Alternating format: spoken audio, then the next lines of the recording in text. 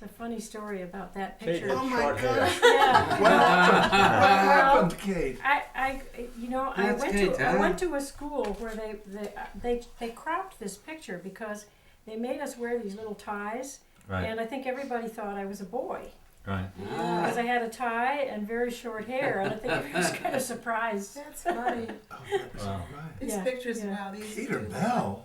I know. That he was doesn't very look James distinguished. Bogart, Yeah, That is Peter Buckley Martin. and this doesn't look like Joyce to me either. No, Joyce is. Yeah. Brother, huh? Yeah. Yeah. Oh, that's a sketch. Yeah. Just move together a little bit. Yeah. Okay. Yeah. Let's see. Look perfectly You all have natural. these, don't you? Well, you wouldn't Yeah. have Oh, a this. lot of these, No. yeah. This is a family This is staying yours, within right? These are your pictures. Tokyo. Oh, that's great. They were a lovely family. That's Midori great. Kawa. Love you right away. Oh, yes. This is Kate. Yeah. Right. You all have that. Yeah. Yes. Okay. We have this. I shouldn't have brought this. We all But, have it. no, but you should. But I know that we have overlapping pictures. But Well, that's- yeah, we haven't been as good as annotating. You've Oh, got yeah. everything. I is have annotated. missing ones though. I don't know. Really good Really antique. sweet. You know, isn't it? We're watching sumo wrestling on television. Yes. Oh, wow. That's what I couldn't. You had This, So, all right, this Have you This read girl any is of your stuff? Yoki It's Shikawa. horrible. Mhm. I did. She was First my time lia- in 45 My years. liaison. She was a wonderful liaison. Yoko Ishikawa. She had been to the United Oh States. yeah, Her name is now. Obara, and she is now the dean of Japan Fashion Institute. wow. And she has an honorary doctorate from Harvard. Yes. Oh my goodness. Yes. Great. I saw her in Japan when I was there in 2000. She was the first woman adopted by Asahi Kasei as a fully licensed university graduate. Oh. Woman. Oh. As a woman, and she made a good headway in Asahi Kasei. And then she went to the Fashion Institute of New York, and also to Harvard. And so she's a great woman. Yeah. Now, is that's this her, a Morinaga milk factory? You're close. Noritake. Noritake. Noritake. Yeah, it was in Nagoya. Mhm. And it's Oh, yeah. This is so old, isn't it? I went to a ship christening. That Nagoya is a big port, Yes. and they have some very interesting things. They have a zoo, Higashiyama Zoo, and some other things. And we were on television. Oh, Sure. This is a American script. friends that have been invited. Oh, okay. Mm-hmm. I don't think we had a But television you're in our on. house. What is your name? Peter Bell.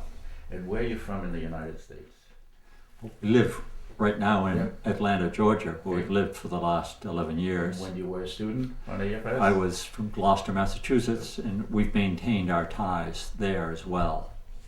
And how did you first hear about AFS?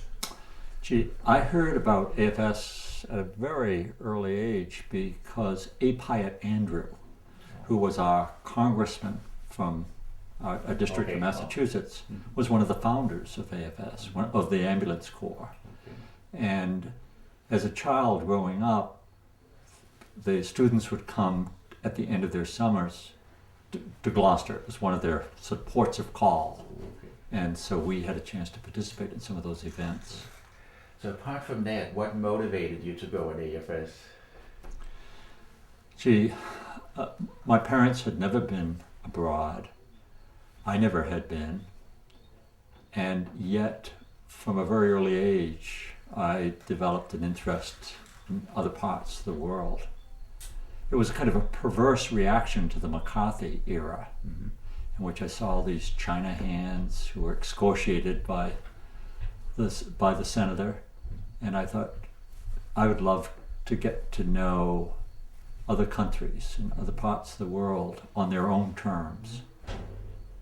And so I'd heard about the AFS and I applied, not having any idea as to where I might be sent. Okay, so you couldn't choose Japan, or you didn't choose it? Japan wasn't on the list of choices when we applied.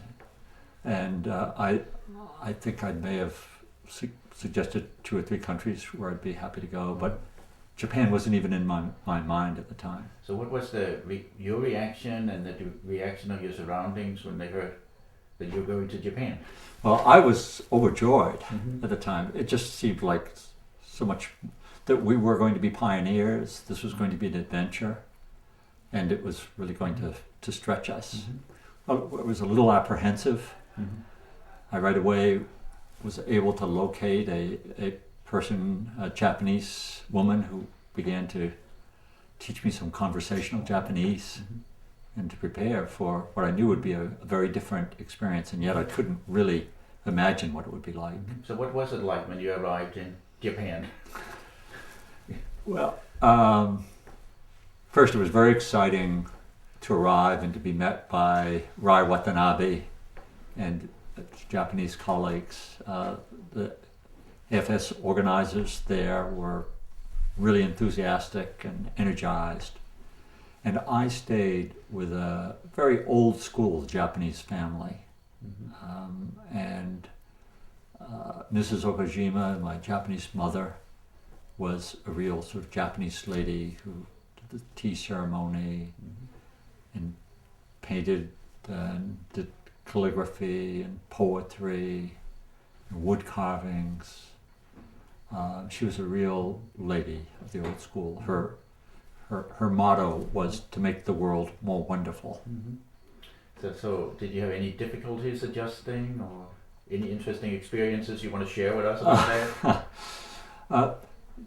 No one in the family really spoke English, so that was a real adjustment. We had to, Mrs. Okajima stretched herself, carried a bilingual dictionary with her.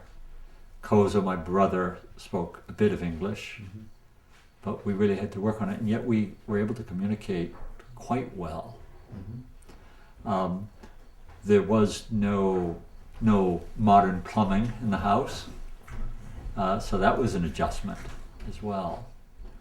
And then beyond that, of course, and that meant taking a bath in a wooden tub in really very, very hot water, sleeping on tatami mats.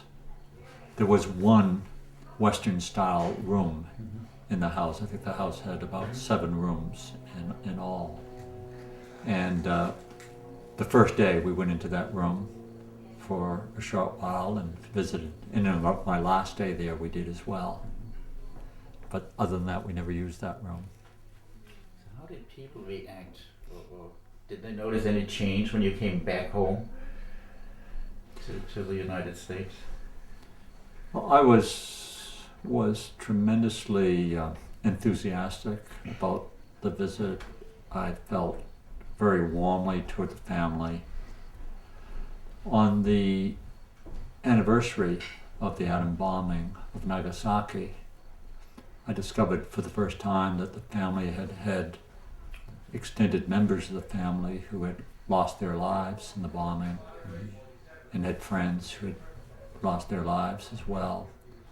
And I realized very poignantly that the family had invited me as a young American into their home as a form of reconciliation with America. And it made a deep impression on me. And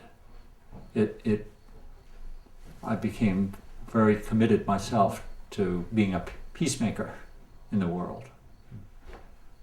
So that has been one of the sort of lasting impacts of the AFS experience? It certainly has been. Yeah. It certainly has been. And the importance, the AFS motto of walk together, talk together, all you peoples of the earth, then and only then shall you have peace. That made a deep impression on me, and has really been a guiding influence in my life ever since.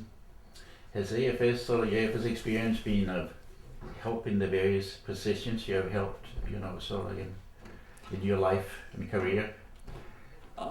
It's, I'm sure, been tremendously influential in the sense of having learned the importance of understanding other people from other traditions, other cultures, on their own terms, and appreciating the strengths of those cultures, and that's been part and parcel of my life. Now, in your time, it was people didn't travel much. Right. Today, people travel much more, or Yes. just feel they're much more exposed to the outside world. So, what are the benefits today, or what would you see are the benefits today, if any, of intercultural exchange programs? I think the living with a family at such an impressionable age just made a huge difference for me. And I think that continues to be the case. I think we could have such exchanges within the United States, within probably different parts of the same city. But the same is true across countries. I think it's just tremendously important to understand that the world is much larger than the small world that each of us inhabits, and that understanding something of other people's worlds from their perspective, I think, increases one's sense that we are part of a larger world. Thank you very much, Peter. Are there any sort of additional things you would like to say? Feel free to do so. Well, I, like all the other members of our group, I'm just tremendously excited to be here and to have the opportunity after 49 years to exchange views and to compare notes. You'll be going to Japan next year. And I will go to Japan not this October, but next October for our 50th anniversary, and I'm really excited about it. Great. Okay.